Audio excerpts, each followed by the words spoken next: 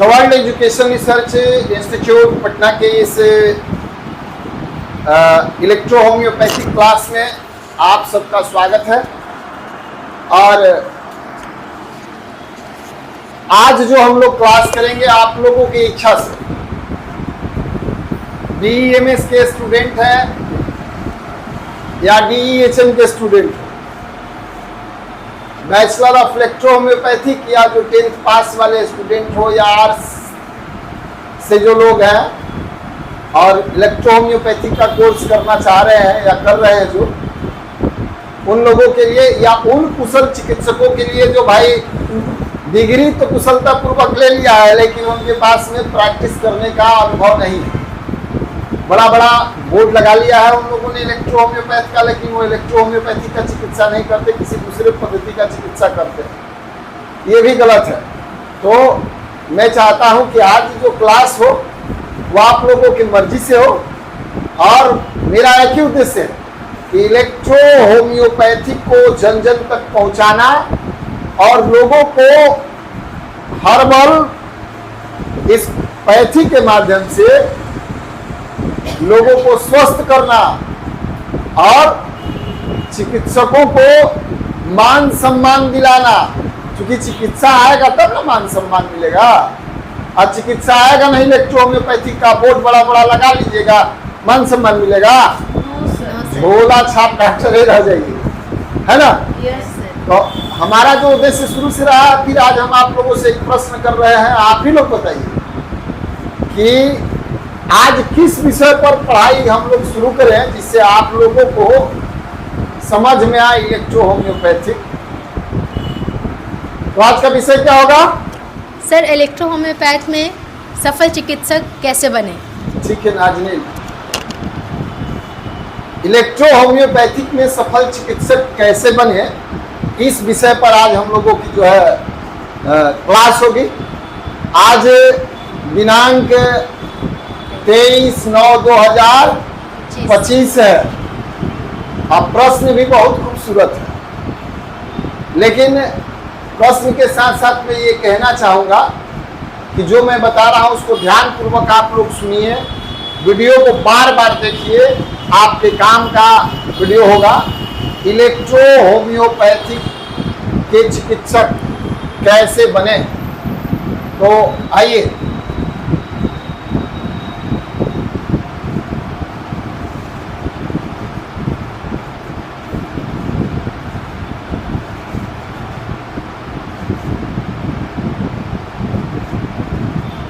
Electro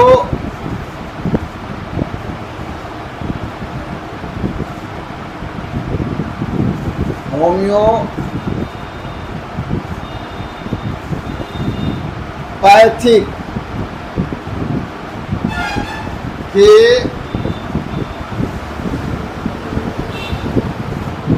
कुशल चिकित्सक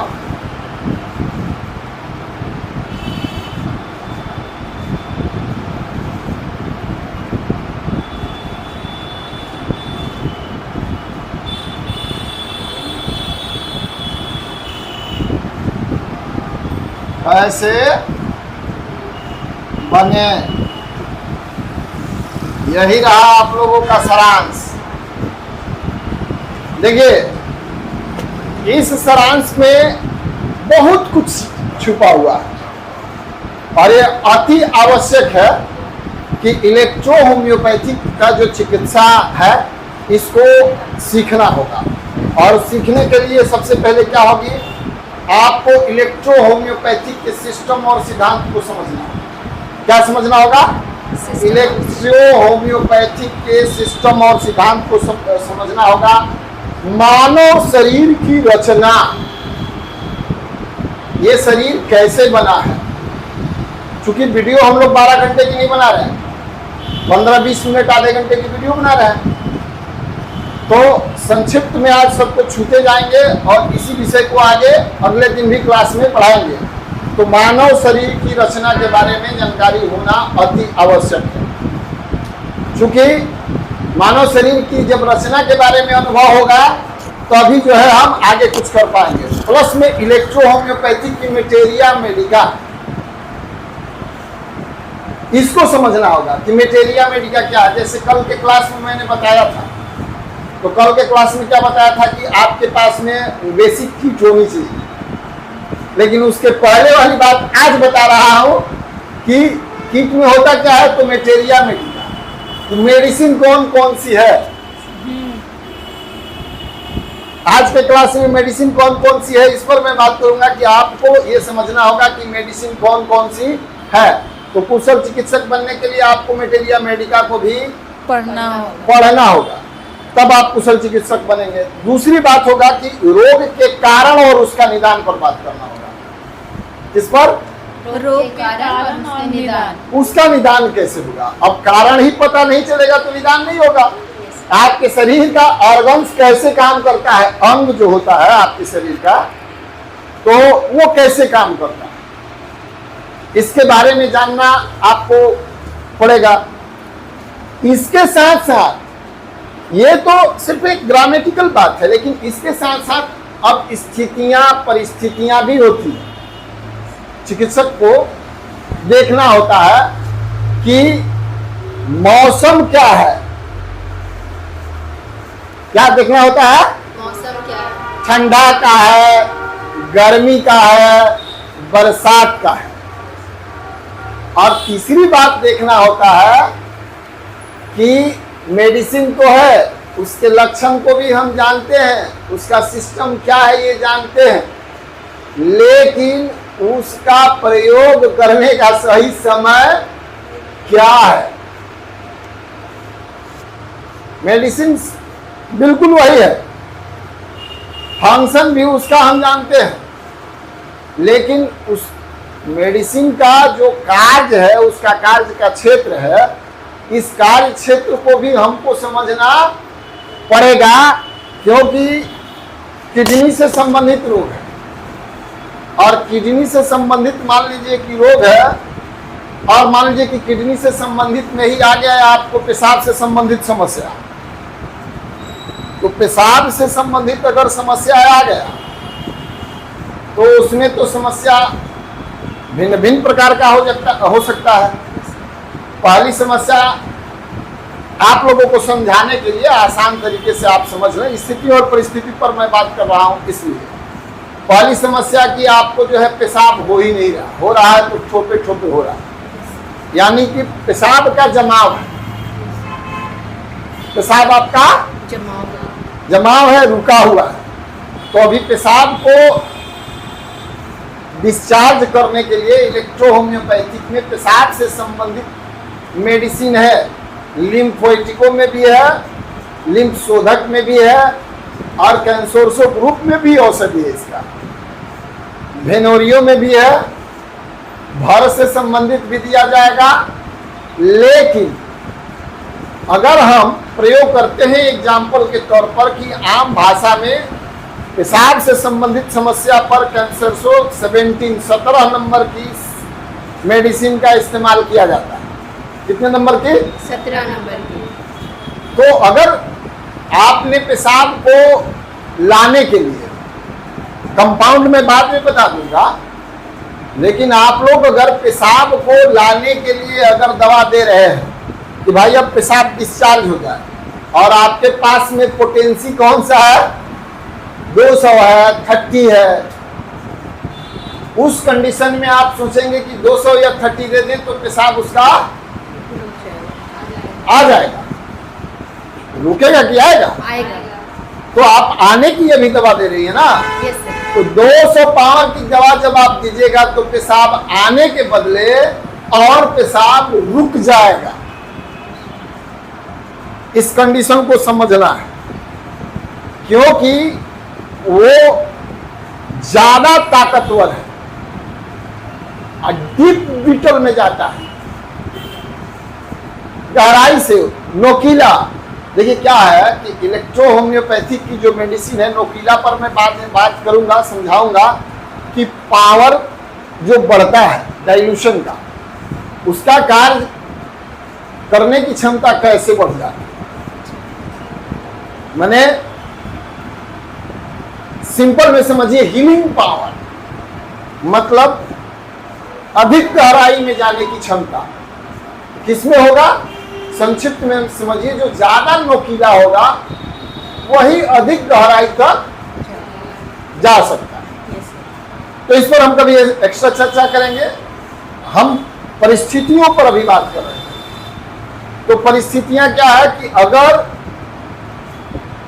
आप C17 दे रही हैं, पेशाब बाहर निकालना है तो आपको डाइल्यूशन 1 to 3 देना होगा।